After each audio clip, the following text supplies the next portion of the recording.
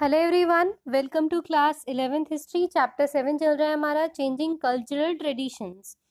और यहाँ पे कुछ डिबेट्स है क्रिश्चियनिटी के अंदर। अब देखिए, डिबेट का मतलब होता है हिंदी में बहस करना। तो किसी भी चीज़ पे बहस होनी कब शुरू होगी? जब वहाँ पे चेंजेस आने शुरू हो जाएंगे। तो जो क्रिश्चियनिटी था, जो चर्चेस थे, वो शुरू एक सही मकसद से हुए थे। बट बाद में जाके क्या प्रॉब्लम होने लग गई थी कि जो कुछ पोप्स थे वो इस चीज़ को अपने फायदे के लिए देखने लग गए थे। अब जो शुरुआत में रूरल लोग थे, जो ज़्यादा पढ़े लिखे लोग नहीं थे, उनको तो इतनी बातें नहीं समझ में आती थी। बट थोड़े बाद में जो पढ़े लिखे लोग सामने आने लग गए, उन्होंने इन सब चीज़ों से छुटकारा पाने की कोशिश करी और उन्होंने ये सब बताया या खुद अपने ग्रुप में बांटा कि ये सारी चीज़ें गलत है।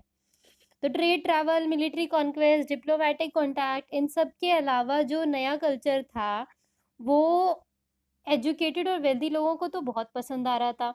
लेकिन ये उतना ज़्यादा फैल नहीं पा रहा था क्योंकि इतना ज़्यादा एजुकेशन पूरे यूरोप में नहीं था। बहुत सारे ऐसे ऑर्डिनरी लोग थे जो रीड राइट नहीं कर सकते थे, तो उन तक ये बातें पहुंची ही नहीं। 15-16 सेंचुरी में बहुत सारे स्कॉलर्स जो थे नॉर्थ यूरोप के, उसमें क्या था, उस उन्होंने उनको अट्रैक्शन हुआ ह्यूमनिस्ट आइडिया की तरफ। लाइक ये ह्यूमनिस्टिक अप्रोच अच्छा है और हमें इसे फैलाना चाहिए। जैसे उनके इटालियन कलीग्स थे, उन्होंने भी क्लासिक ग्रीक रोमन टेक्स्ट पे फोकस किया, क्रिश्चियंस की होली बुक पे फोकस किया। और जो नॉर्थ यूरोप में था, ह्यूमनिज्म ने बहुत सारे मेंबर को अट्रैक्ट किया जो चर्च के मेंबर्स थे। चर्च के मेंबर्स लाइक जो चर्च से जुड़े हुए थे, उनको ये नई चीज़ ज़्यादा अच्छी लग रही थी। उन्होंने क्या बोला कि अगर कोई भी रिलीजियन आपकी ओरिजिनल आइडेंटिटी को ख़त्म कर रहा है तो वो रिलीजन आपके लिए सही नहीं है। उन्होंने डिस्कार्ड किया अननेसेसरी रिचुअल्स को और एक सिंपल रिलीजन को उन्होंने फॉलो करने को कहा था। ऐसा नहीं था वो कहते रिलीजन छोड़ दो, बट आप थोड़ा सा दिमाग लगाओ उसमें। तो एक रेडिकल नया व्यू था ह्यूमन बीइंग के लिए जो कि फ्री और रेशनल था। वो किसी पे डिपेंड नहीं थे। कई सारे फिलोसोफर्स ऐसे आए थे, उन्होंने क्या कहा था कि कंप्लीट फ्रीडम भगवान से आप तब मिल पाओगे जो खुद से आप जब बहुत ज़्यादा फ्री रहोगे। आप किसी के पीछे पीछे आप चलोगे तो आप भगवान से कैसे मिल पाओगे भाई? जो one of the favourite method था क्लर्जी का, वो क्या करते थे, लाइक कुछ चर्चेस तो बहुत अच्छे थे बट कुछ चर्चेस प्रॉफिट्स बनाते थे। वो इंडल्जेंसेस सेल करा करते थे। इसका मतलब क्या था, कुछ डॉक्यूमेंट टाइप बना के बेचते थे और जो उसको खरीद लेता था वो बायर को जो उसने पाप किए हैं उससे फ्री कर देता था। ऐसा वो कहते थे कि हाँ भाई ये खरीद लो आप, फिर आप पाप से मुक्त हो जाओगे। जब लोग पढ़ने लिखने लग गए तो उनको रियलाइज हुआ कि बाइबल में तो ऐसा कुछ लिखा ही नहीं हुआ है। और उन्होंने ऐसी परमिट को जबकि रोकने को कह रखा है बाइबल ने, तब उनको सब चीज़ें समझ में आनी शुरू हो गई। अब यूरोप में ऑलमोस्ट एवरी पार्ट में जो पीजेंट्स थे, जो किसान थे, वो रिबेलियन करने लग गए, वो विद्रोह करने लग गए क्योंकि चर्च ने बहुत सारे टैक्सेस उन पे लगा रखे थे जो कॉमन लोग थे। और उनको ये चीज़ें बिल्कुल पसंद नहीं आ रही थी कि चर्चमैन हर चीज़ में उनको एक्सटॉर्ट कर रहे हैं, प्रिंस उनको एक्सटॉर्ट कर रहे हैं। ये चीज़ उनके लिए बहुत ज़्यादा इरिटेटिंग होना शुरू हो गई थी। अब वो चाहते थे कि ह्यूमनिस्टिक अप्रोच आए, वो उन लोग तक भी ये सारी चीज़ें पहुंच गई थी और किसी चीज़ के लिए उनको फोर्स ना कहा करा करें। तो इस तरीके की चीज़ें वहाँ पर फेमस होना शुरू हो गई थी। अब जो ह्यूमनिस्ट स्कॉलर्स थे वो पॉइंट आउट करने लग गए थे कि सच में कौन सी चीज़ें जेन्युइन है, ताकि जो बाद में लोग आए उनको इन सब चीज़ों से धोखा ना मिले। 1517 में अगर हम बात करें तो एक यंग जर्मन मॉन्क है मार्टिन लूथर। उन्होंने एक कैंपेन लॉन्च किया था कैथोलिक चर्च के अगेंस्ट कि लोगों को कोई पुजारी की ज़रूरत नहीं है भगवान से कांटेक्ट करने के लिए। उन्होंने अपने फॉलोअर्स को क्या कहा कि भगवान पे कंप्लीट पूर्ण तरीके से आप भरोसा रखिए।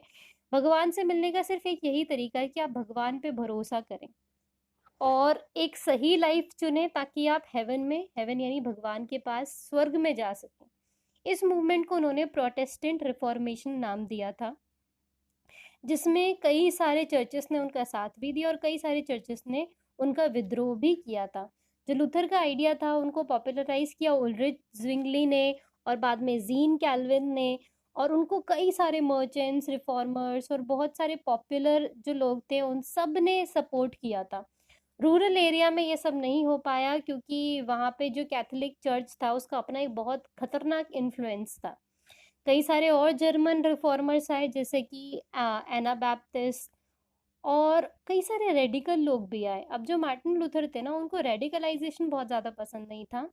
उन्होंने सब चीज़ों को बहुत प्यार से डील करने की कोशिश करी थी, बट जहाँ पे विद्रोह हो रहा है वहाँ पे सब चीज़ें नॉर्मल नहीं हो सकती है। जैसे इसका बहुत ही बेहतरीन सा एग्जाम्पल है रामायण एंड महाभारत।